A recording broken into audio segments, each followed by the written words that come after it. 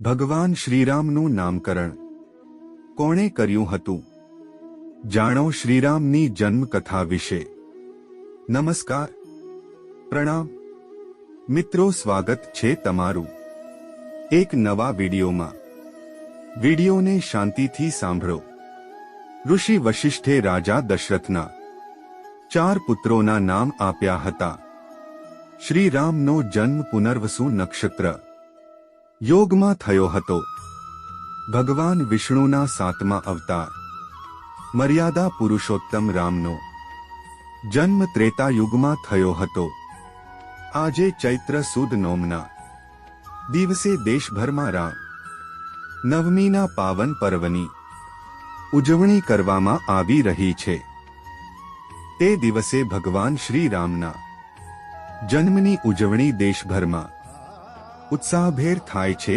આ વર્ષ રામનવમી તારીખ 17 એપ્રિલને બુધવારે આવે છે. તો જ્યોતિષ અનુસાર રામનવમી કરવામાં આવેલા ધાર્મિક કાર્યો ઝડપથી સફળ થાય છે.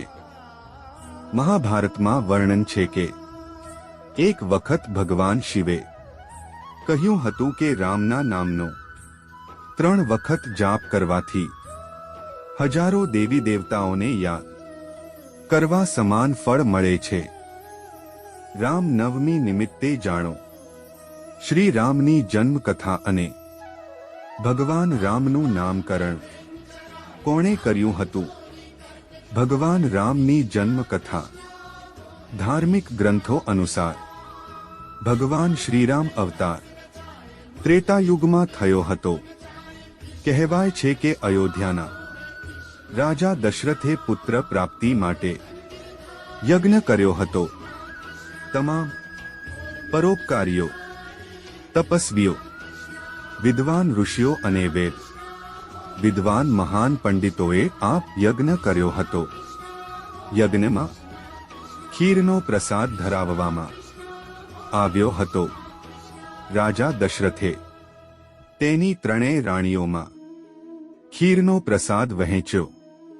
ચૈત્ર શુક્લ નવમીના દિવસે રાજાની 3 રાણીઓ માતા કૌશલ્યા, સુમિત્રા અને કૈકેયીએ આ ખીરનું સેવન કરીને 4 પુત્રોને જન્મ આપ્યો હતો. ભગવાન રામનું નામકરણ કોણે કર્યું? માતા કૌશલ્યાના ગર્ભમાંથી પરમ તેજસ્વી, ખૂબ જ સુંદર બાળકોનો જન્મ થયો. આપ સુંદર બાળકનું નામ રઘુવંશીઓના ગુરુ મહર્ષિ વશિષ્ઠ દ્વારા રામચંદ્ર રાખવામાં આવ્યું. વશિષ્ઠના મતે રામ શબ્દ અંગી બીજ અને અમૃત બીજ એમ 2 અક્ષરોથી બનેલો છે. તેના ઉચ્ચારથી શરીર અને આત્માને શક્તિ મળે છે. આ સાથે માતા સુમિત્રાએ લક્ષ્મણ અને શત્રુઘ્નને જન્મ આપ્યો અને માતા કૈકેયી ભરતને જન્મ આપ્યો. આમ ઋષિ વશિષ્ઠે રાજા દશરથના 4 પુત્રોના નામ આપ્યા હતા. શ્રી રામનો જન્મ અશુભ નક્ષત્રોના યોગામાં થયો હતો. શ્રી રામનો જન્મ ચૈત્ર મહિનાના શુક્લ પક્ષની 9મી તારીખે પુનર્વસુ નક્ષત્રમાં થયો હતો.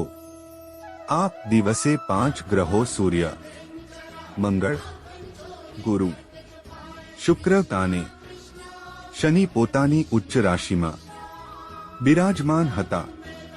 આ ગ્રહોની શુભ અસરને કારણે ભગવાન વિષ્ણુના 7મા અવતાર મર્યાદા પુરુષોત્તમ રામનો જન્મ ત્રેતાયુગમાં રાજા દશરથના ઘરે થયો હતો. વિડિયો પસંદ આવે તો લાઈક કરો, શેર કરો અને ચેનલ પર નવા હોય તો ચેનલને સબસ્ક્રાઇબ કરો. વિડિયો જોવા બદલ આભાર.